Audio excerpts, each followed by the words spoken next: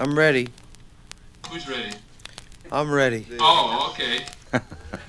It's fine, you can hear it. He's a good engineer. I'm not ready now. Well, oh, too bad. First we'll play that tune and then a little bit. And then we'll, Yeah, we play about four and, chords. and or when so. we stop, we'll say, yeah, Yeah, man. maybe. And then you come in and say, now what was that you said? And Oh, then Herb will say, great. well, in the jazz idiom, Vernacular. the cat says, when he gets through playing, he says, yeah, man. And everybody slaps their hand back like that. So, We play that tune, and then you start talking to us. Okay. okay? Don't forget. Well, now. tell us when to start. Don't forget the end. They're rolling. Yeah, man. That could be the name of the tune. Here we go, Joe.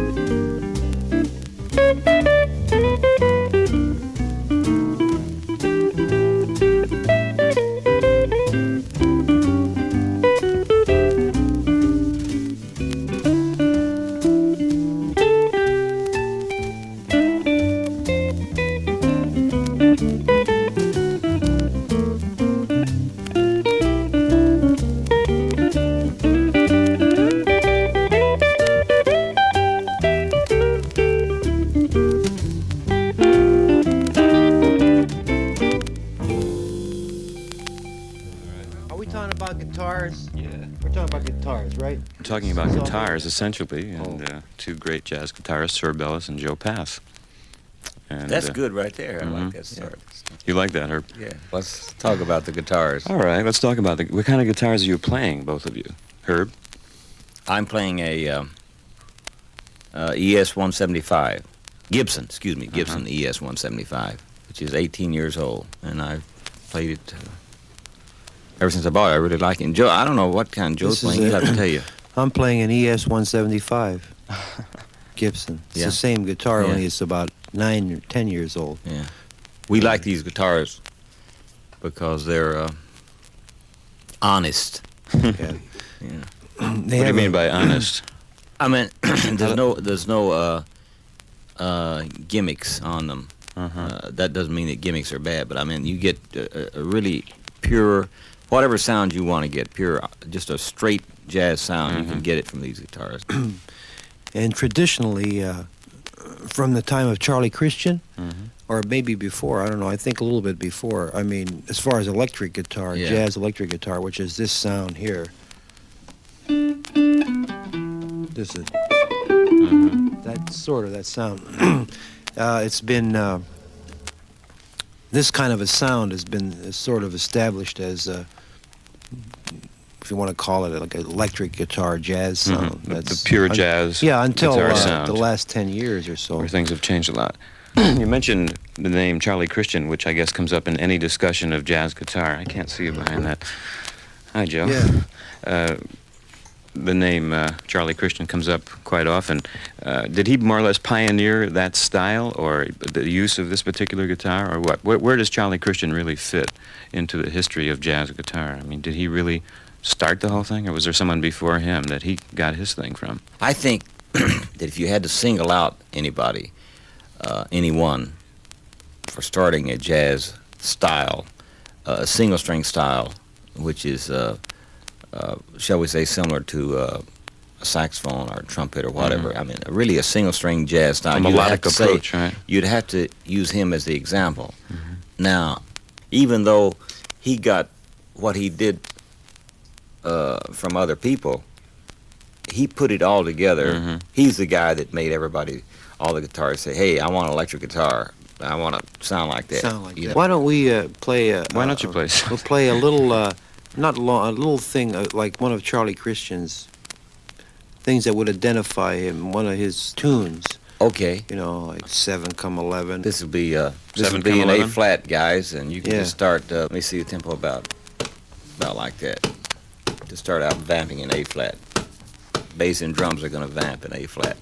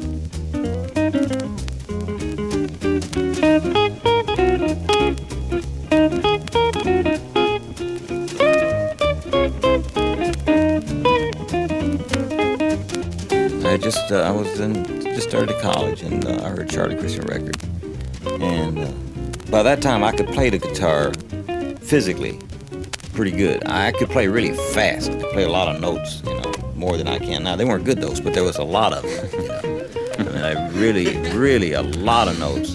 And I heard Charlie Christian, and he played a minimum of notes in my estimation. So when I heard him, my first reaction was, what are you guys raving about him for? I played 3 times as many notes as he does.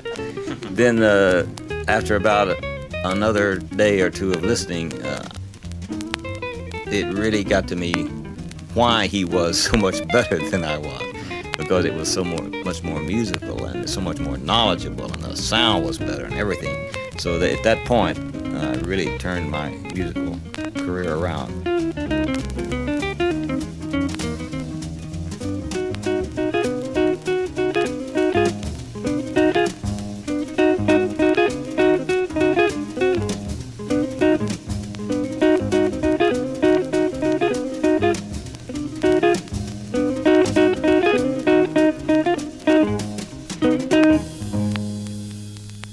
Now, during that tune, I played the first solo, and I played not Charlie's exact solo, but I played some of the exact phrases that he used on that solo. Yeah. Mm-hmm. Some of the same licks that he played. Since this is in television, that's Herb Ellis talking. You played Yeah. the first one. Yeah. And I played the second solo, and I played more in the general early 50s style, Tal Farlow and Jimmy Rainey, Yeah. and those cats that played a little bit more complex lines. So what we're talking about now goes back to like the 40s and the 50s and, Mhm. and still 30s. today. And of course, there are lots of styles now. The guitar is probably, like the piano, has Yeah. an incredible number of approaches and styles, right? Sure. Yes. On the last yes. number of years, the rock and roll influence or blues influence has crept in, Yeah. and Yes. a lot of attachments have been added. Now, I notice you guys use the standard amplifiers, and you don't go in for wah-wah pedals or Fuzz, reverb no. or fuzz tone or any of those things. Now, what are your feelings about that, Joe Pass? What do you think of all this electronic amplification and edification? You don't Well, like any of that you stuff, know, huh? Or what? No, because I think it's they're good sound effects, you know. But I don't think they have very much to do with playing the guitar. Mm-hmm. And having been in the guitar playing end of music, you know, I believe in a guy learning to play the instrument before he uses any kind of gimmicks and electronics or anything. So I think that they may have a place as far as sound effects, you know, but not where they take precedence over actually playing the instrument.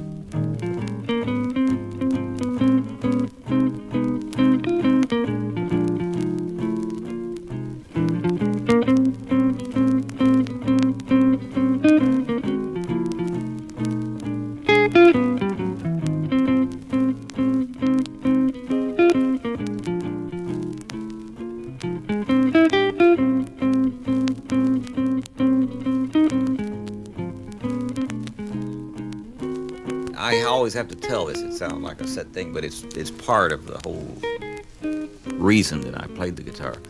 I was born and raised on a farm, really kind of a grapes of wrath type farm. I mean, it was Texas, right? Yeah, it was really out there, and it was really poverty stricken. The reason I say this is not to cry the blues, but it all had a bearing because we didn't have any money to buy an instrument or at first or anything. Then there was a guitar left at our house by one of my rich cousins. He wasn't rich, they had a little more than we had. They were city cousins. So he left a guitar there. So I started to play that. I sent to Sears Roebuck for some books, some chord books and different things. And then I just, every piece of information I could get about the guitar, the quest for knowledge was so strong in me that anything I could get, I got it and tried to learn to play it. I started when I was 9 years old, and I started back in Pennsylvania, and my first teachers were neighborhood friends of my father's who played on weekends, and they played... Was he a guitarist also? No, my father didn't play anything. No. He whistled a lot. But they played, Italian tunes, and so there was mostly very simple, basic, and I learned the chords from them. But I studied out of some very basic books. And then I started playing jobs at about 14. I was playing gigs around town because during the war, most of the guys were in the service, so there wasn't very many musicians around.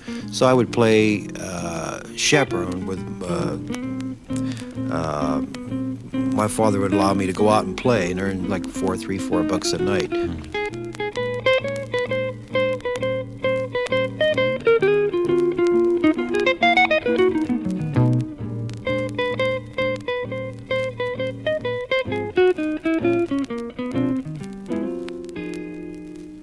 I think this theme runs through what both Joe and I are speaking of, and that's the fact that we both had in our formative years a quest for knowledge of the guitar and playing it better. In other words, I noticed some players, that younger players, which doesn't have anything to do with the times. It's just the way it is. They learn a few things on the guitar, and they seem to be satisfied with it, and they'll just go through and just play that over. But he and I were never satisfied. We always wanted to learn something new and do something better. And he practiced a lot, and I practiced a lot, But the quest for knowledge is the main ingredient, and you really got to want it and go out there and work at it and put in a lot of time. That's really important. Yeah, the sooner you do it, the easier it is, too. I mean, I would say generally that if you wait a long time, then it's harder to practice because your head becomes absorbed in a lot of other things, and you're influenced a lot by other things. I think if you start when you're 11, 12, 13, and concentrate on the fundamentals, the basic thing of playing the instrument, learning what it's all about, because it's laid out for you. It's hard, but it's not that complicated in a sense. Then it's easier. It's not a mystery. You have to. No, yeah, you have to. It's like a puzzle. You look at it and you figure it out. I'd like to say one thing too. In times are just a little different now than when Joe and I came up. At the time we came up, learning to read music was not all that important, But I think now that, along with learning to improvise and be a jazz player, that the guys should learn to read because have to learn. They have to learn to read because it's just called upon more. I don't mean necessarily to do the studio work, but I mean even if you're going to be in a jazz group now, they're different than they used to be. They'll bring in arrangements and say, "Here's your part," and you got to know how to play it.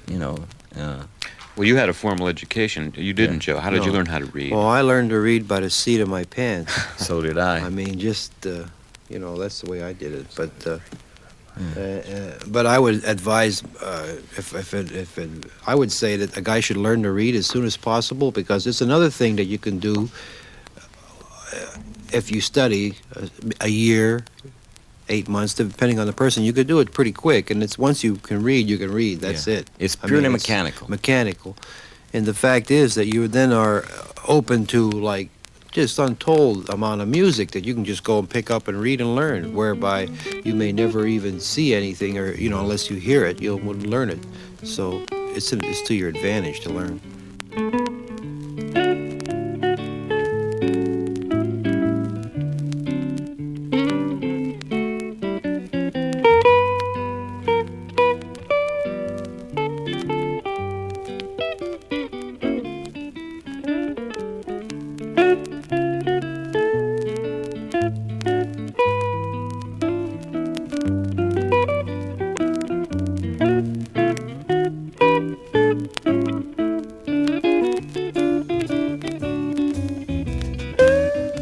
I think that you're going to find that there's a resurgence of jazz playing. I don't mean that it's going to come back in a certain form, but I think that jazz is really one of the only pure forms of art that this country has to offer, and I think that it's happily on a resurgence.